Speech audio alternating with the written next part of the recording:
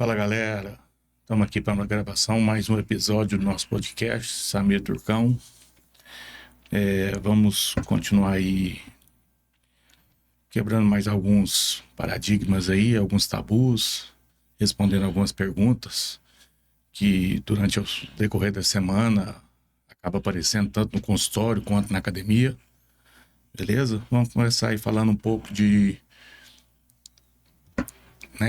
treino, academia, depois vamos falar um pouco de nutrição, para ficar no mesmo padrão de sempre. Vamos lá? Isso, vamos. Samir, como que a pessoa pode perceber que está treinando pesado demais e isso está atrapalhando o resultado?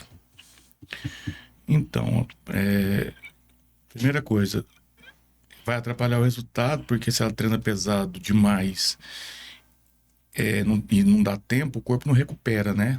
Se o corpo não recupera, tem uma queda na performance. Aí começa dor persistente, falta de disposição, né? E aí você vai começando a ter sinais de excesso até você chegar no overtrainer, né? Então não é o interessante, não é quantidade, né? E sim qualidade, sempre será. Então o excesso sempre vai chegar um momento que vai ter sinais de extremismo. O treino precisa mudar quando a pessoa está em déficit calórico em comparação quando está em superávit? Não, em déficit, geralmente a gente reduz um pouco o volume, dependendo de quem para quem. Se for uma pessoa que está com percentual de gordura alto, bem alto, então não tem necessidade. Pode manter até um estímulo alto. Mas quando é uma pessoa que tem um percentual baixo, parecido com o de um atleta ali, só para vocês entenderem. Então, se a pessoa está com um déficit já começando a baixar e você quer melhorar a questão de detalhes,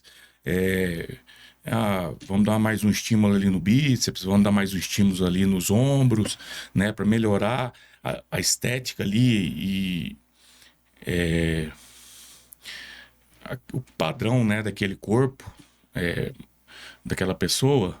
Aí é interessante, né, por ele estar com um déficit calórico, você baixar, reduzir um pouco o volume e um pouco a intensidade, para evitar lesão. Agora, quando tá em superávit, não. Quando tá em superávit, você aumenta o estímulo e mete o cacete. Ele tem força, né? Tem energia, a força, né? tem gordura, né? A gordura não precisa estar alta, mas ele tem um pouco a mais de gordura do que normalmente a gente estamos falando aqui, né? De percentual bem baixo. Então, ele tá com um pouquinho mais de gordura, ele tá alimentando melhor. Na alimentação dele tem gordura e tem carboidrato, né? Que gera energia. Excesso, Então, ali pode chegar... E já o obeso é porque, no caso, ele tem a gordura que vai te trazer. E a gordura ajuda também na questão de força, né? Certo. Treinar mais vezes na semana significa necessariamente mais hipertrofia? Não. O que vai mudar é a divisão de treino. Nada mais. Se ele treina 3 vezes na semana, 5 vezes na semana, 2 vezes na semana ou 6 vezes na semana, vai dividir. O que vai mudar é só a divisão de treino, a periodização, né? Só isso, nada mais. Porque se ele pegar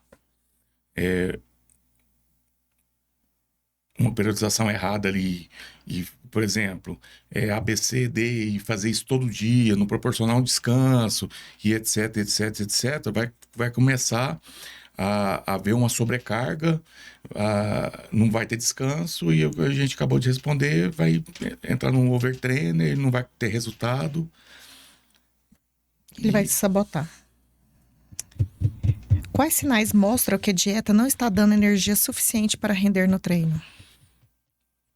Fraqueza, tontura, queda de força, irritabilidade, porque são todos fatores que estão ligados, né? Irritabilidade é porque se você não está consumindo carboidrato, o carboidrato manda sinal e te deixa um pouco mais irritado, né? Porque carboidrato trabalha dentro da fonte de prazer, né? Então, também trabalha na energia, né? Que te proporciona o acúmulo de glicogênio para te preparar para o treino.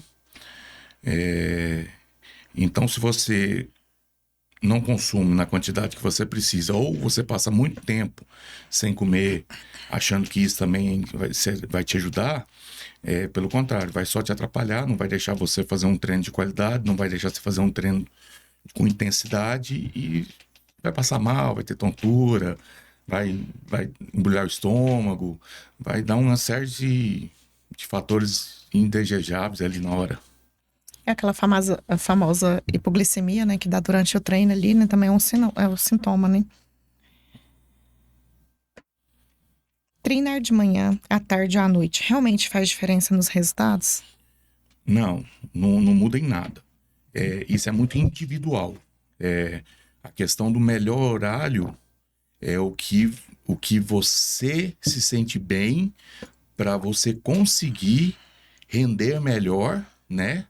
E ter uma melhor constância e consciência no treino, né? Então, isso é muito individual. Tem pessoas que se sentem melhor treinando de manhã, tem pessoas que se sentem melhor treinando à noite.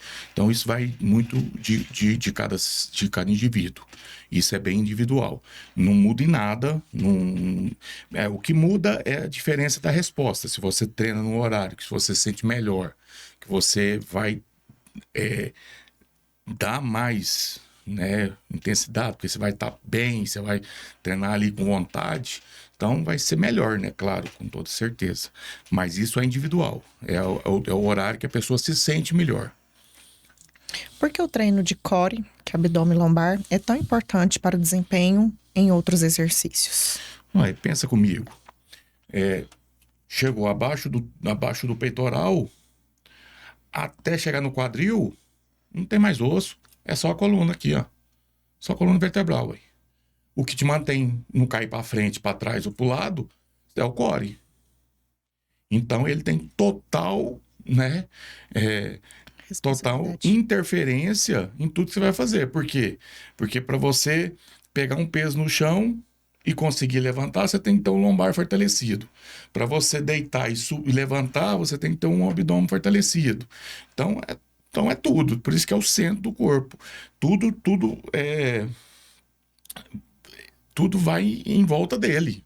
Então, para você fazer um agachamento de qualidade, você tem que ter um abdômen fortalecido, um lombar fortalecido, para tudo que você for executar. Para você, né, fazer uma rosca direta bem feita, você tem que ter um abdômen fortalecido. Então, tudo gira em torno dele. Então, se você não se preocupa em fortalecer o abdômen e o seu lombar, com certeza você não vai render e não vai conseguir aumentar as cargas, né, do treino. Certo.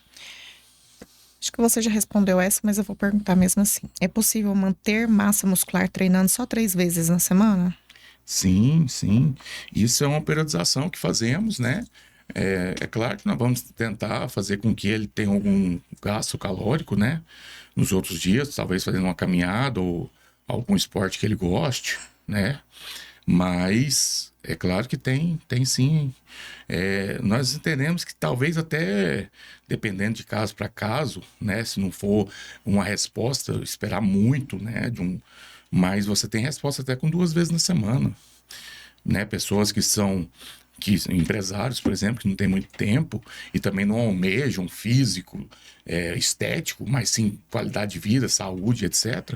2 vezes na semana vai contribuir muito, né, para o seu desenvolvimento diário.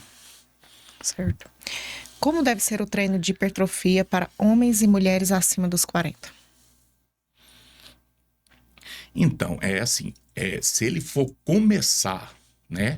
Se ele for começar depois dos 40, esses indivíduos, é claro que nós vamos ter uma cautela na questão de volume moderado, né? Iniciar gradativamente, né? Por quê? Porque nós temos que entender que tem uma situação articular ali que já está desgastada, já está, né, vindo. A mulher pode estar entrando numa menopausa, o homem já pode estar com queda de hormônio, né? Então, certamente, essa situação nos dá sinais de que nós temos que tomar cuidado, né?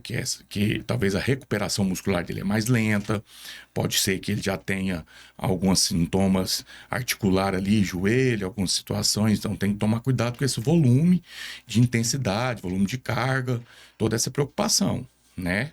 É o primeiro passo. Principalmente se ela já estiver começando nesse momento. Se ela já vem, aí já é diferente. Talvez ela já tenha uma estrutura, né?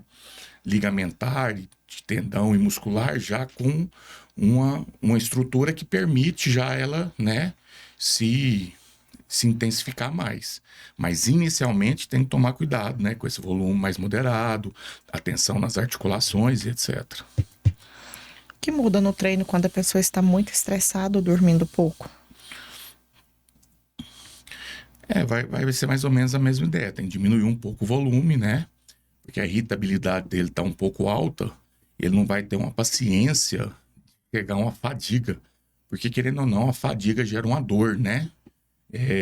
Tem viciados, né, que acham a dor boa, mas para quem tá ali, talvez numa situação que não é um cara viciado, tá ali para melhorar a qualidade de vida, a saúde, e ele tá vindo de uma irritabilidade, isso vai gerar mais estresse nele. Então a gente tem que tomar cuidado para, principalmente se for um paciente, aluno paciente, para a gente não perder essa pessoa, né? E ele chutar o balde, desistir do processo por isso, porque vai ser uma situação chata, vai gerar mais tensão, vai gerar dor, vai gerar dor, né, pós-treino, que é uma fadiga muscular, é a dor tardia que nós chamamos. Então, assim, a gente tem que tomar uma cautela de começar com um volume de intensidade mais baixa e com cautela ali para ir moldando esse cara e esse cara começar a sentir prazer.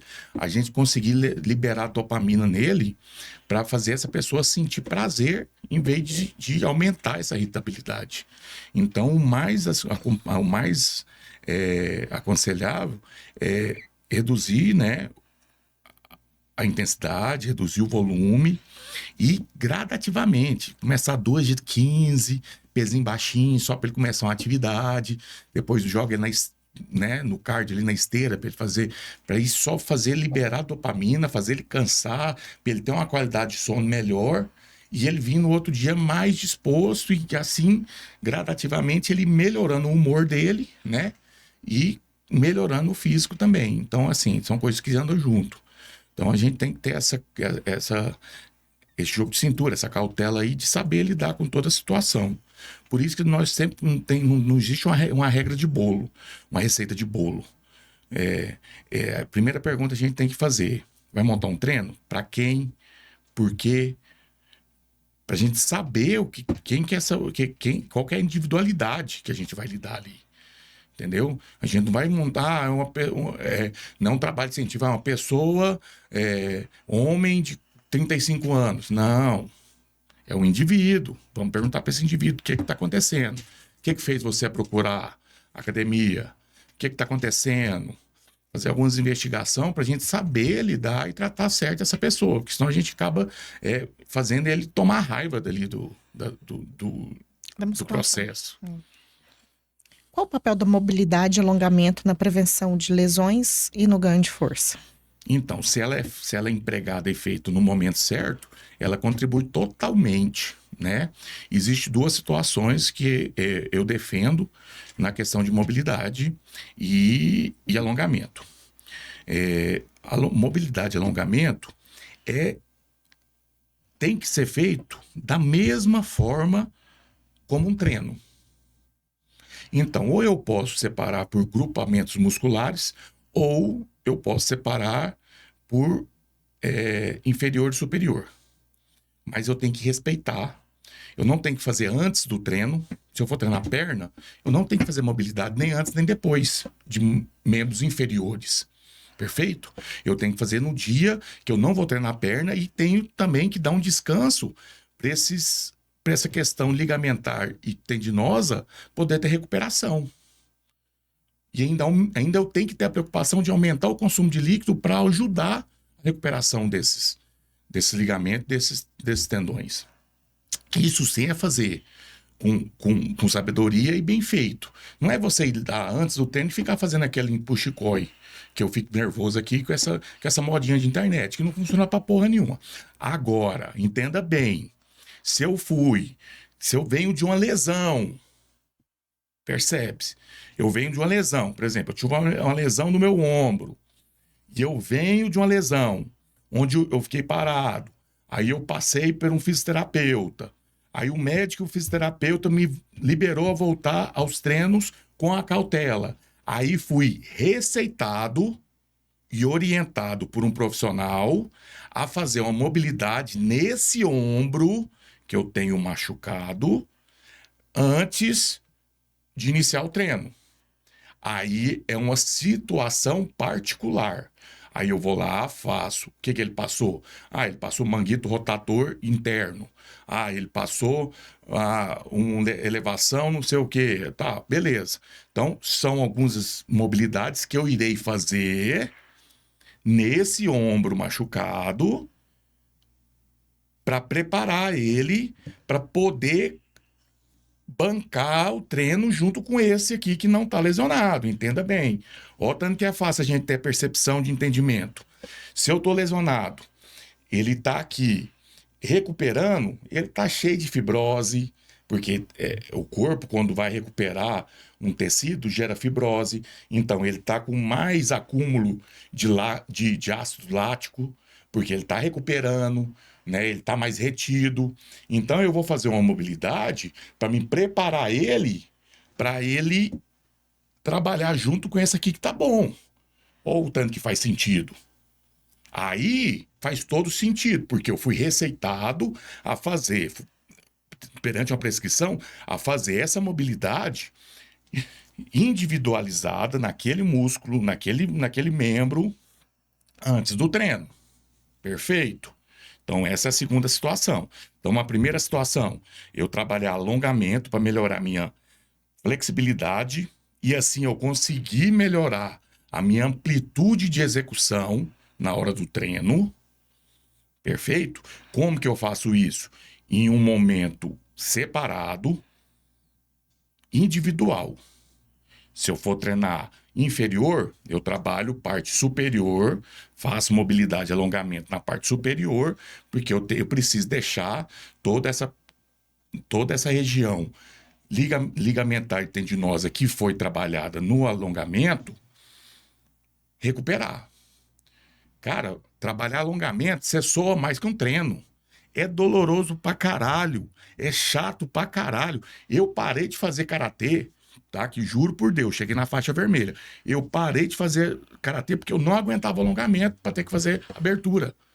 Eu não aguentava. Eu não aguentava. Eu saí fora. Eu falei, não dou conta dessa parada. Então, aí as pessoas ficam lá com aquela brincadeirinha lá, atrapalhando, utilizando espaço ali e conversando, com brincadeira ali, fazendo um empuxo e corte. Não serve pra nada, cara. Não serve pra nada. Você só vai estar, novamente, eu vou falar aqui, pegando seus músculos estabilizadores, que são músculos pequenos, e gerando uma tensão nele, gerando um estresse sem necessidade. Na hora que você vai para o treino, você precisa dos músculos estabilizadores, eles estão estressados, não vai trabalhar, não vai fazer a função dele, você vai lesionar. Por isso que os massoterapeutas, os fisioterapeutas, os caras tudo, tá largando, até a educação, tá largando de ser personal para virar massoterapeuta, por quê? Tanto que o povo tá lesionando. Ah, eu não sei por que eu lesionei. Ah, eu acho que eu pus muita carga. Não, não foi muita carga, não. Foi porque você fez aquela merda da mobilidade que você viu na internetzinha lá. Aí você se fudeu, estressando os seus músculos estabilizadores. Na hora que você precisou de estabilização, você não teve. Né? Mas o imbecil que queria lá ter os likes não avisou isso para você. Treinar sempre até a falha é realmente necessário ou pode ser prejudicial? Então, eu já falei sobre isso aqui. Já. Tanto que cada dia nós temos mais métodos sendo desenvolvidos para a gente conseguir conciliar essa falha com o desgaste necessário que nós precisamos nessa musculatura. Porque chegar à falha concêntrica ou excêntrica é muito dolorosa e muito difícil. Então, são poucos que não são atleta que conseguem chegar nessa falha com com excelência. Nós temos, que somos profissionais da área, a maioria que percebe, vê muito a pessoa chegar à subfalha, né? A gente chamamos de um nível de... não chegou à falha, chegou só à subfalha, né? Não é a falha máxima, chegou quase na falha.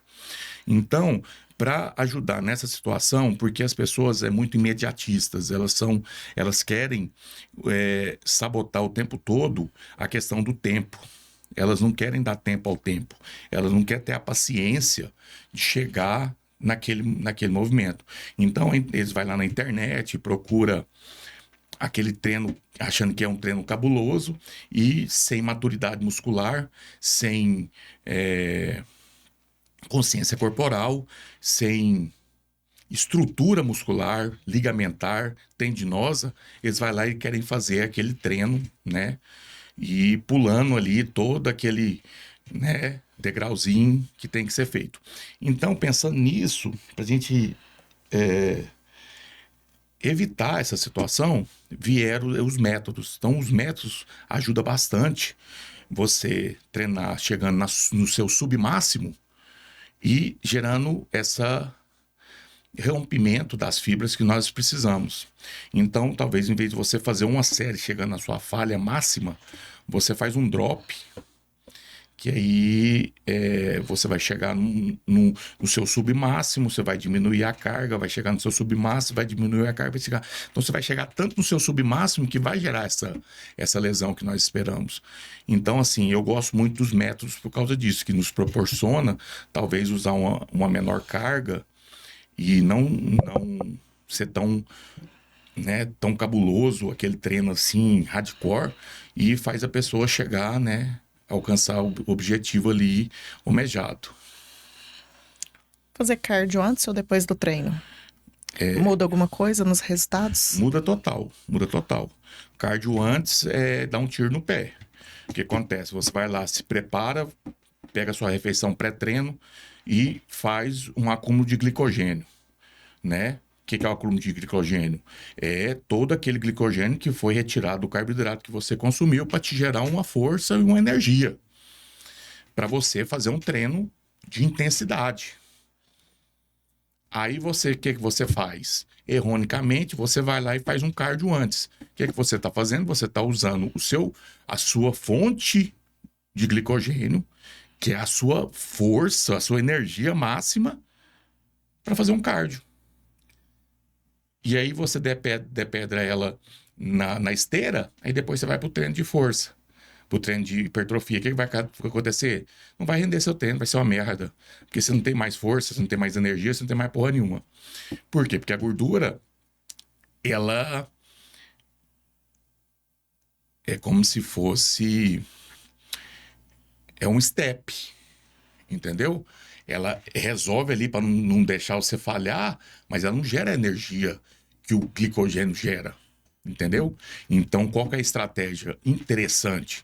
Estratégia interessante é você chegar na academia com a sua toda aquele, né, reserva de glicogênio ali e meter o treino de hipertrofia.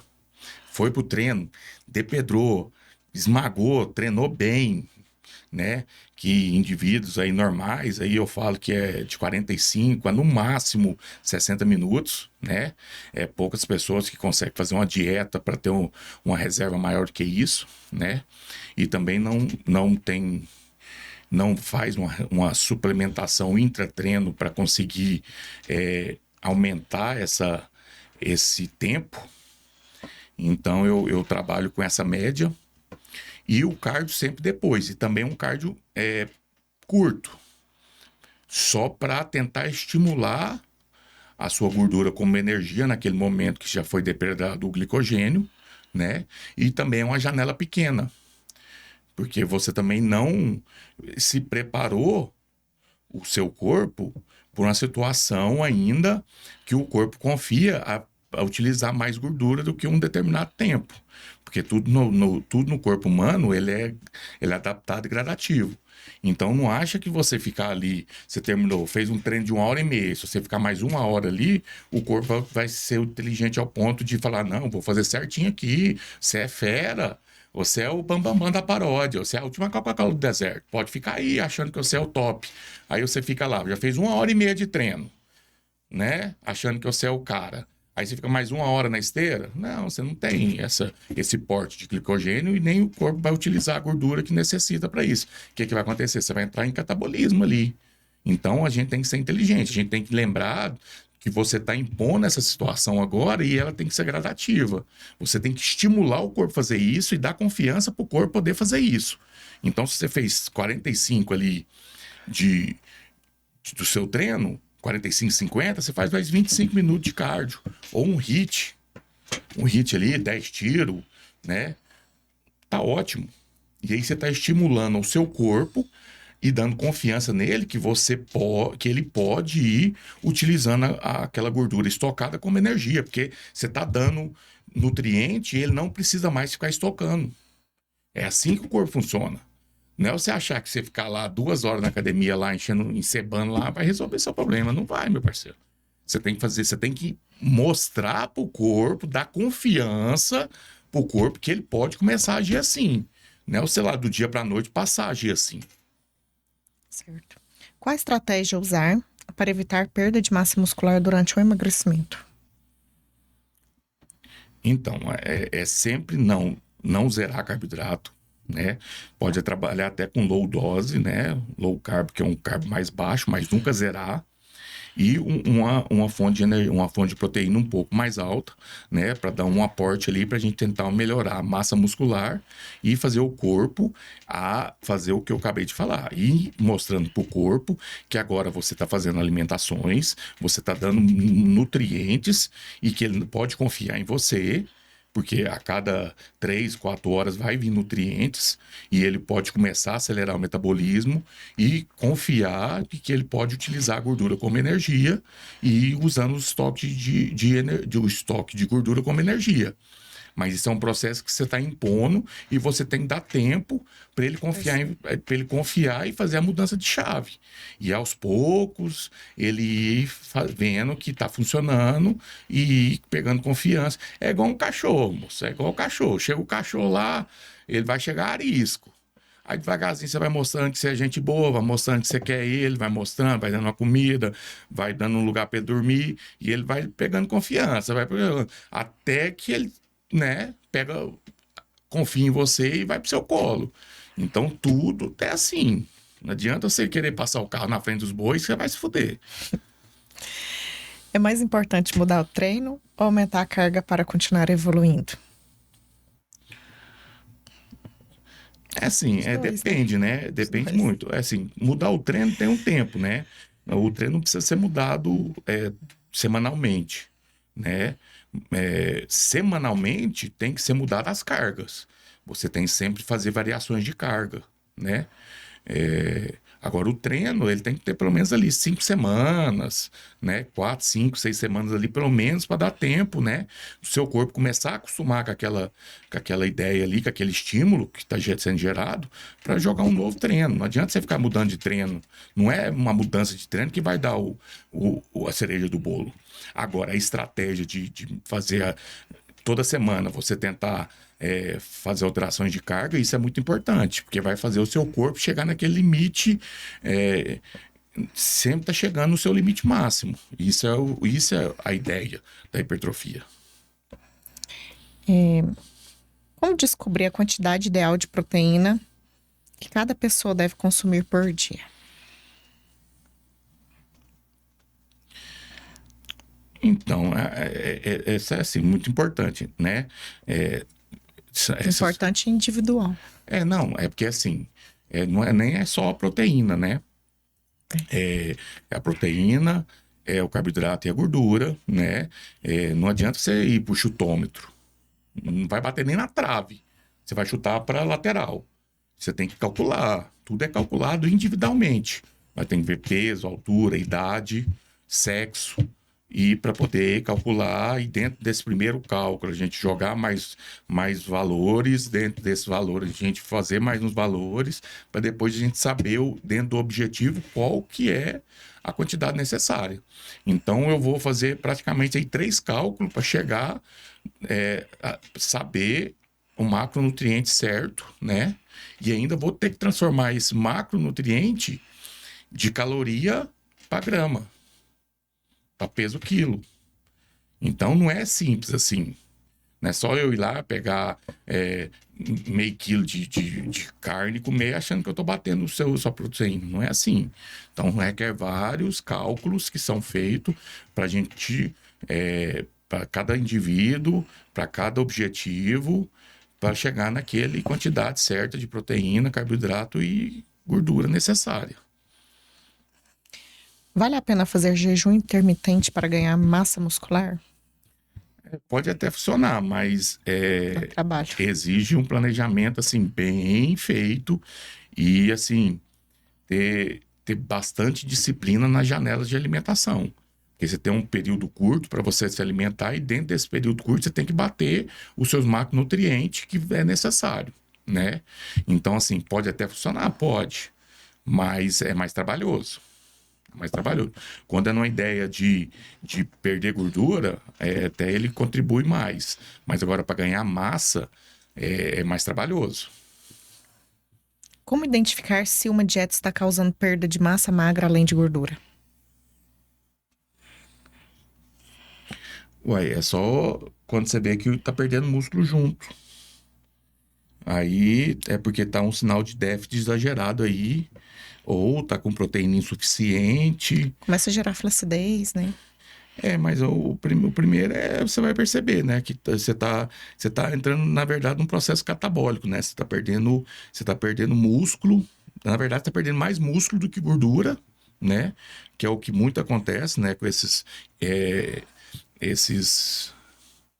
inibidor de apetite, né? Inibe seu apetite, faz você ficar muito tempo, você não bate os macronutrientes que você precisa, né? Aí você começa a ter um sinal de déficit muito grande e faz aquilo que eu falei. Você entra num processo catabólico. O que é o processo catabólico? É o corpo utilizar seu músculo como energia e deixar a sua gordura estocada. É simples. E aí o que acontece? Acontece o que você quer, que é a balança baixar, Aí. porém você vai ficar com aquele corpo horrível, sem forma. Qual a importância da ingestão de água no desempenho e recuperação muscular? Total. 70% do corpo é feito de água. Então, para tudo no corpo, exige água para fazer a recuperação. Toda síntese no corpo necessita de água para ser feita. Então, se você não joga água, é tão simples que você pode perceber. Se você não toma água, você fica retido. Por que você fica retido? Porque é uma forma de proteção do corpo. Ela puxa água de dentro do músculo e joga para fora para poder ajudar a resolver a inflamação que está acontecendo, as coisas que estão acontecendo. Então você precisa, é o primeiro ponto. Primeiro ponto é você bater a quantidade de água peso quilo.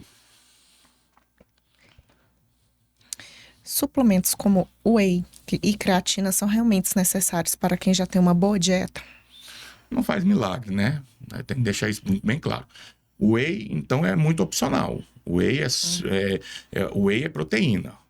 Proteína só precisa se você não conseguir bater a sua quantidade de proteína de forma sólida. Aí a gente tenta complementar com a forma de proteína, né, líquida para complementar. Mas o ideal é que você bata os seus macronutrientes de alimento sólido. É a melhor forma. Agora, a creatina é um suplemento muito bom, né? Contribui muito em vários. Hoje tem vários estudos que mostram bastante funcionalidade da creatina. Então, de suplemento alimentar, eu acho que é um dos melhores, né? Então, ela contribui, mas também não faz milagre. Se você não fazer a dieta, se você não treinar com intensidade, se você não fazer a porra toda, se você não descansar, se você não fazer a regrinha... É com a receita de bolo. Se você não seguir o passo a passo, vai solar e o bolo, ninguém vai comer aquele bolo, vai ficar uma merda. Isso. O whey também a gente usa muito para facilitar a vida, né? Às vezes a pessoa trabalha, não tem como parar ali para se alimentar, então o whey é muito mais fácil. E também para as receitinhas doces, né? Dá para ganhar massa muscular com dieta vegetariana ou vegana? Dá, né? Não vai falar assim, nossa, eu vou ser aquele bodybuilder ali. Não vai, né? Não tem jeito, né, meu parceiro? E, infelizmente, hoje melhorou muito, Pô, né? facilitou muito agora. A Hoje já indústria. melhorou muito, né? A quantidade de proteína que você acha em alguns outros alimentos, que era mais difícil, que antigamente você não achava. Mas, né? A gente consegue dar uma segurada, a gente consegue fazer você não perder, mas o ganho é um pouco lento. Tem que entrar com suplementação e muitas vitaminas, né, para complementar. Como organizar a dieta para quem treina cedo, mas não consegue comer antes? A gente tem que estruturar, a gente tem que estruturar uma janta bem, né? Com alimentos de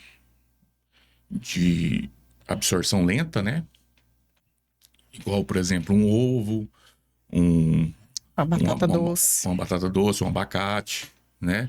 São 3 alimentos ali que vão ser bastante interessantes você fazer na última refeição, que ela vai te dar um aporte para você treinar no outro dia bem cedo, né? Nós estamos falando coisa bem cedo, né?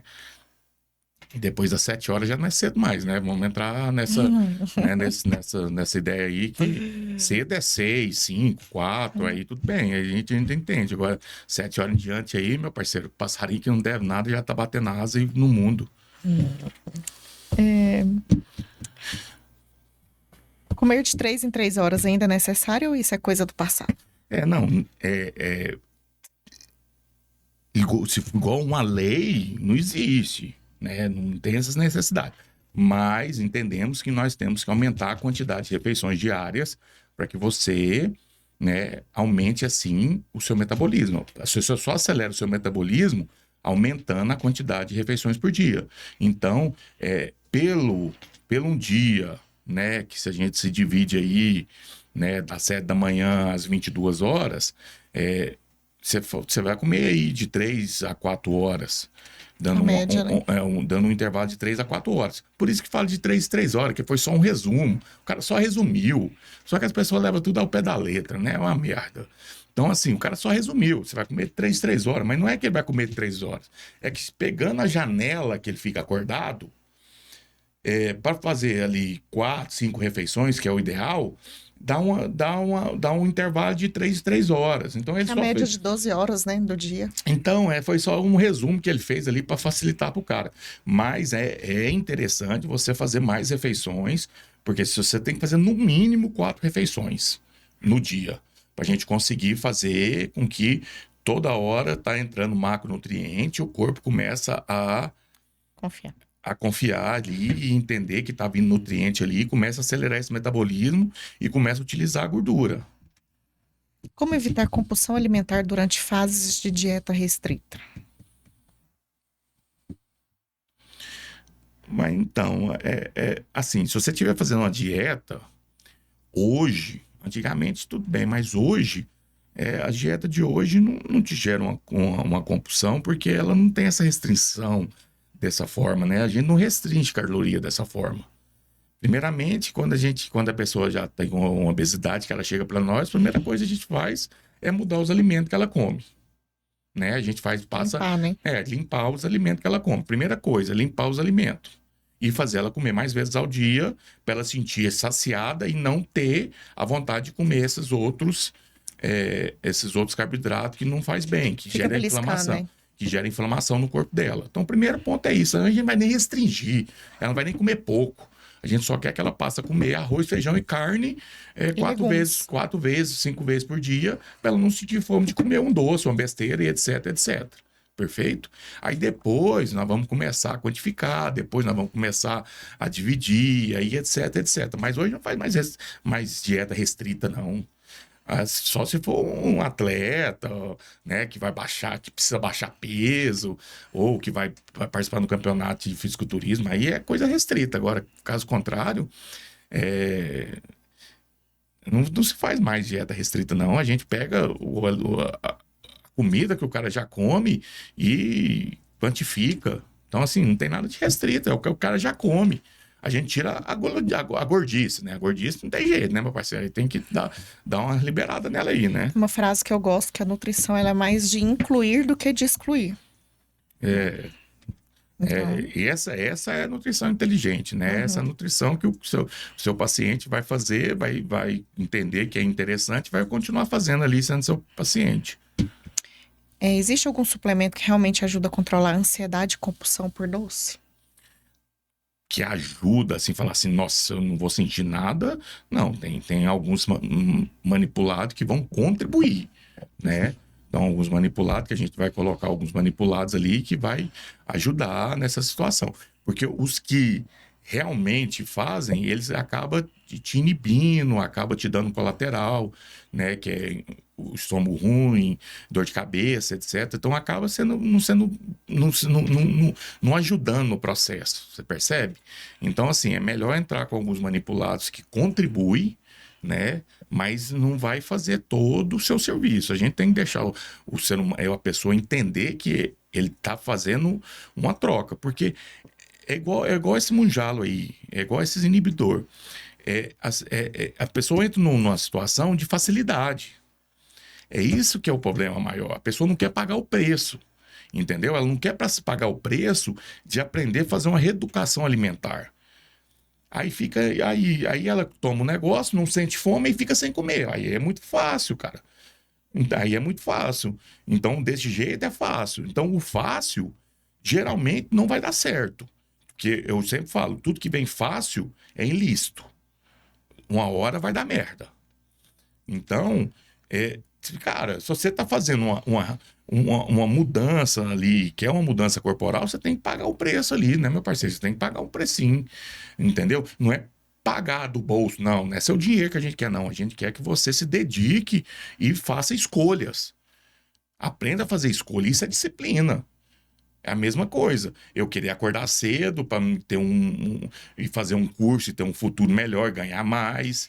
Eu queria estudar, diferente do outro cara que não quer. Então, requer a gente se dedicar e, né, e pagar o preço de algo que a gente está querendo almejar.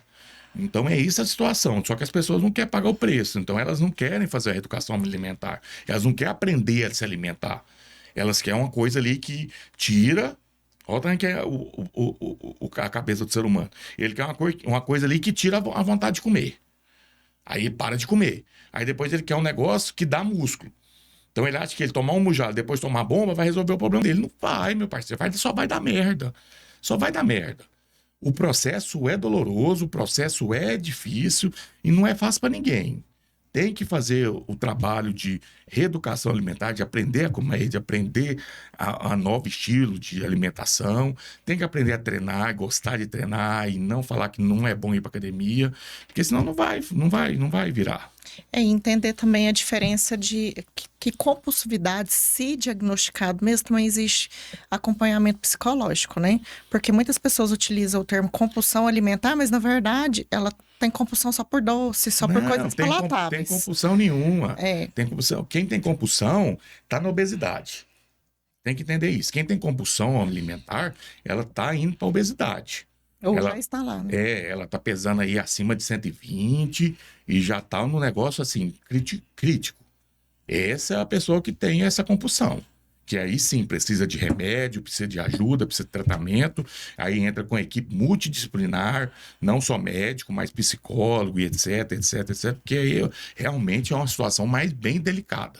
Então a gente requer, né? a gente requer um olhar diferenciado. Agora, a maioria dos que chega é muito mimimi. Não tem uma compulsão pro chuchu, né? Não quer pagar o preço, não quer pagar o preço. Eu acho engraçado, né? Não quer bancar a parada, né? Porque o que é bom, ele quer comer toda hora. Mas aí coloca ele para comer uma coisa ruim. Porque a pessoa que tem compulsão, ela come arroz e feijão exageradamente. Fala para ele, não, come jurubeba o dia inteiro. Não quer, bola, não quer. Pergunta se ele come jurubeba.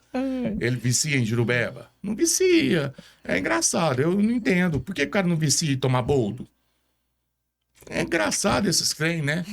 É muita situação, é engraçado.